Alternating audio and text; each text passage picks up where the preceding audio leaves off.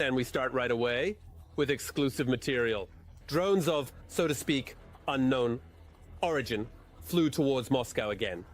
Explosions were heard in the Moscow region on the night of May 5th. In the Podolsk urban district, air defense was active due to the detection of drones allegedly moving towards the capital of the aggressor country. At this time, the Russian Strela plant in the Bryansk region went out of operation due to a precisely targeted attack by the armed forces of Ukraine. And as you understand, this enterprise was working for the Russian military-industrial complex. Additionally, Ukraine may receive another 1,800,000 shells from the Czech Republic, as well as a Patriot system from Israel. All the details in our next report. Let's watch. Moscow under attack. Friendly drones paid a visit to Putin's capital. Do you hear?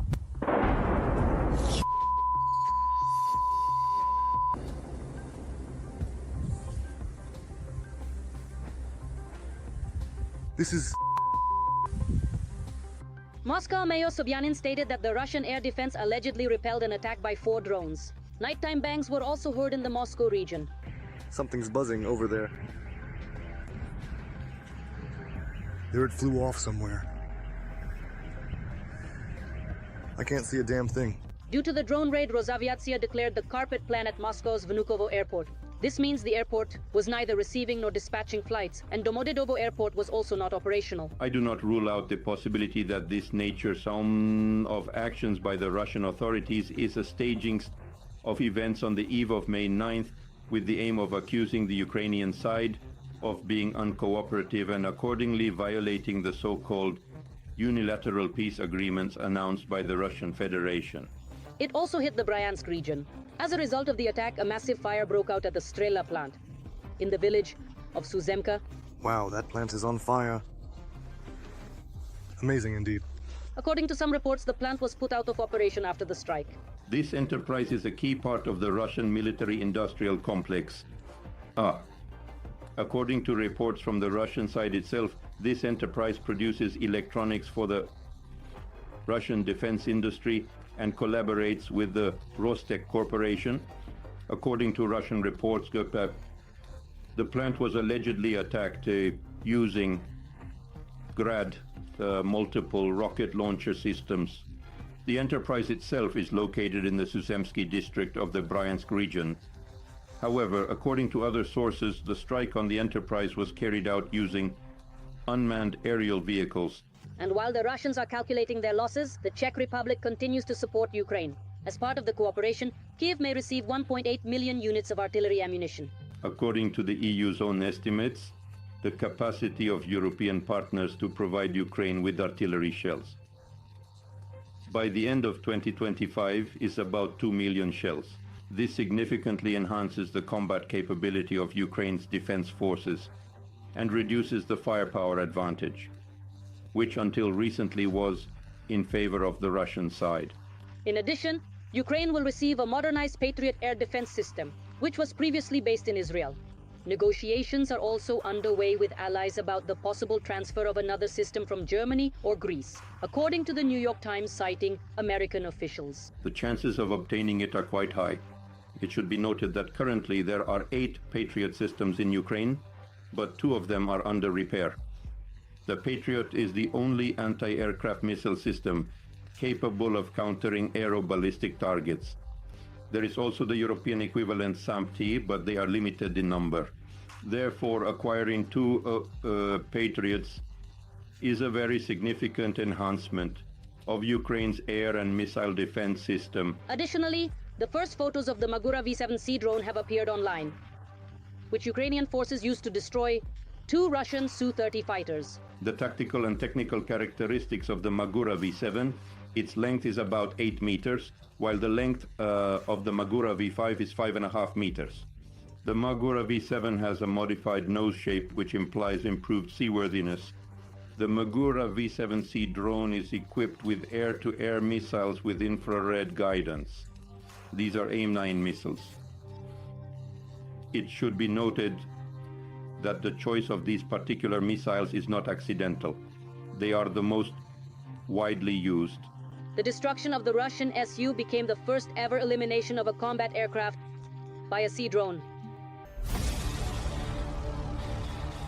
The Ukrainian armed forces will have more weapons. The White House, has approved the first export of weapons to Ukraine worth $50 million through direct commercial sales to Kyiv. But there is also troubling news from the front.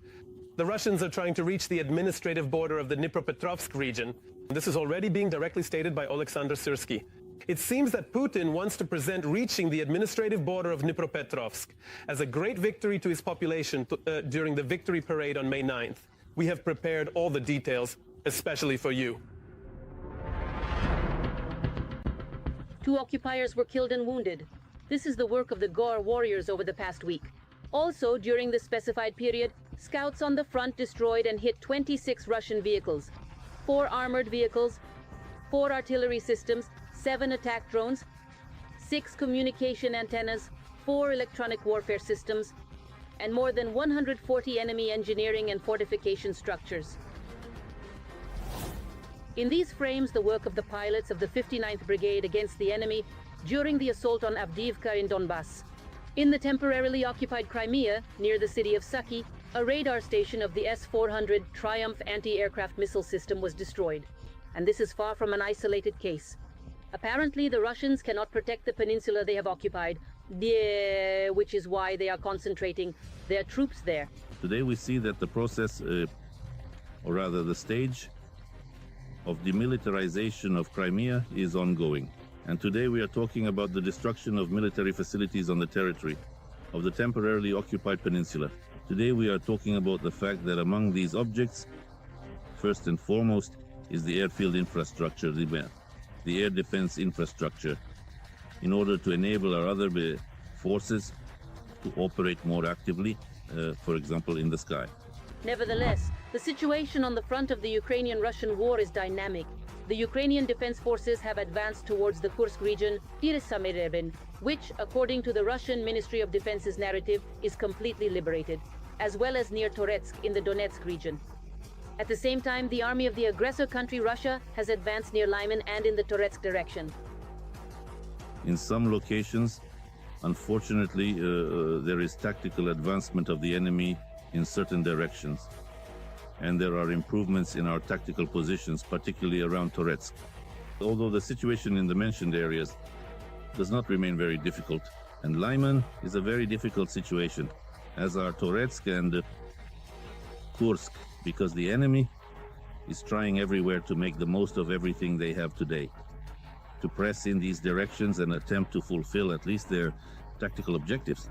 The occupiers do not abandon hope of breaking through to the administrative borders of the Dnipropetrovsk region. We clearly see that this whole topic of Dnipropetrovsk has emerged precisely among Russian propagandists and the Russian command. A large informational accompaniment, a major informational psychological special operation, is being conducted by the Russian side, because Putin needs some statements about victories, but there are none. On the other hand, we are responding to all these challenges. I am speaking about the Defense Forces, and Commander-in-Chief Syrsky has given his assessment, as well as what the Defense Forces will be doing in this direction in the near future. There is more news for Ukrainian defense. The White House has approved the first export of weapons to Ukraine, worth $50 million through direct commercial sales to Kyiv. This happened immediately after the signing of a deal for Americans to use Ukrainian mineral resources. We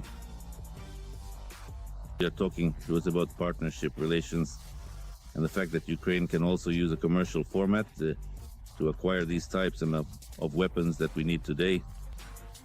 Therefore, it is evident that mutually beneficial cooperation and the economic security of our country are also the national security of our state.